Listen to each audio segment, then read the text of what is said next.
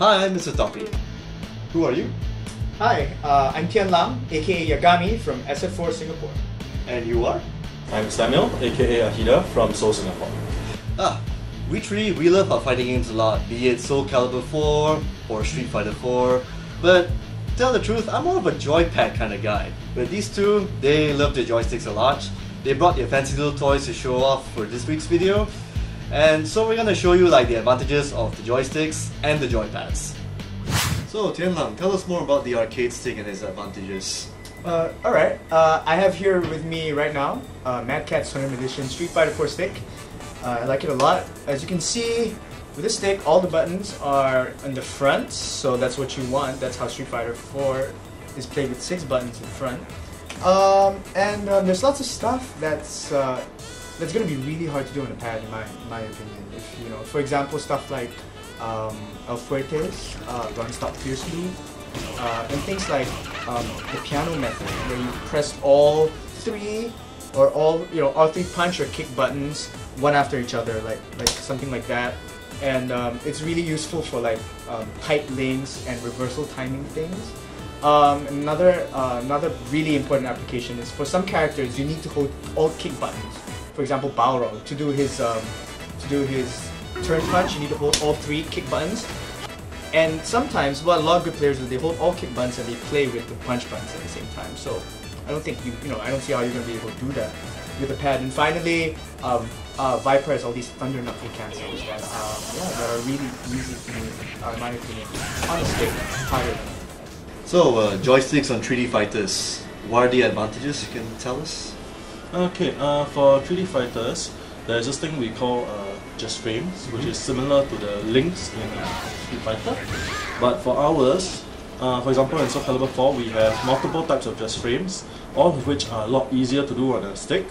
For example, you have what I would personally call a buffer frame, which means a certain input has to be done in the fastest possible time. For example, Felix Asura Dance, which is a specialty of mine, as well as Voldo's 66B or forward B. There's a just frame version if you do the forward as fast as possible. All these inputs are a lot easier to do on a stick. At the same time, in terms of button presses, there are slide inputs where you have to slide your hand very fast across the buttons like that, which is pretty much impossible to do on a pad unless you want to break your thumb off. So John, how come you decided to use a pad instead of a joystick in the first place? Well, I don't know, because I've actually grown up with using controller pads since the NES days, so I kind of got used to it more. Plus, usually I don't have that many friends who actually frequent the arcades, so stick to the default one. Of course, the obvious advantage is basically it comes with the system, so you have to pay extra for this sort of thing. And for casual gamers, they want to touch Street Fighter for a bit, but they don't want to spend so much on joysticks, so yeah. And even so, I think there are some hints I can dish out pretty much. Like, for example, for 3D fighting games, always remember all your attacks mostly are on the face buttons. Be it Virtua Fighter 5, Soul Calibur 4, or even the upcoming Tekken 6. All the attacks will be on the face button right here.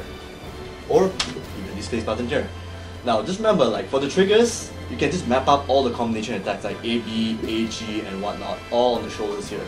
Or even the critical finishes, one button here.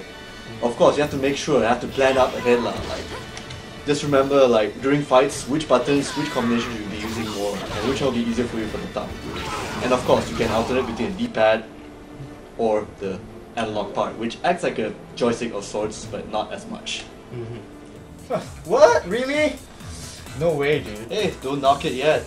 Sure, it's not the ideal choice for arcade goers everywhere, but just remember, paying for an arcade stick is pretty high, so you might as well stick to the default pads for Street Fighter 4.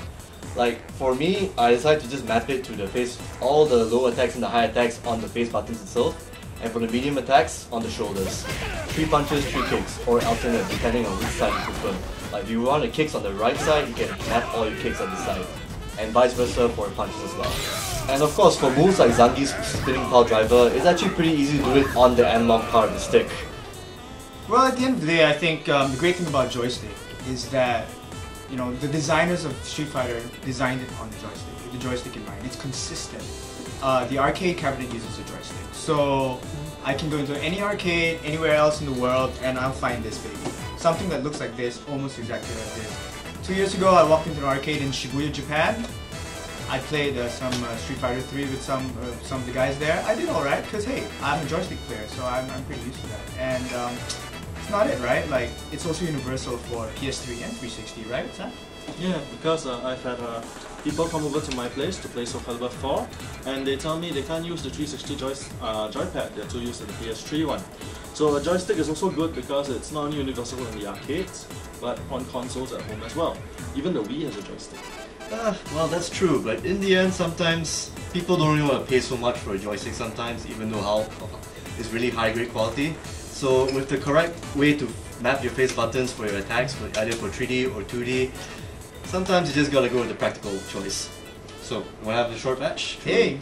Bring it. Joystick versus joypad? Hey, man. up for it. Okay. Which of these fighters will prove the old axiom today?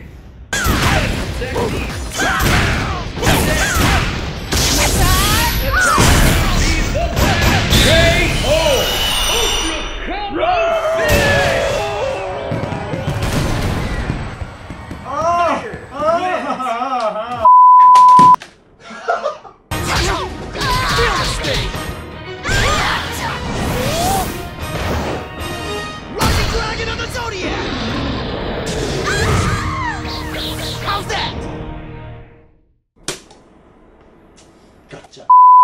Ow! My head! I'm sorry.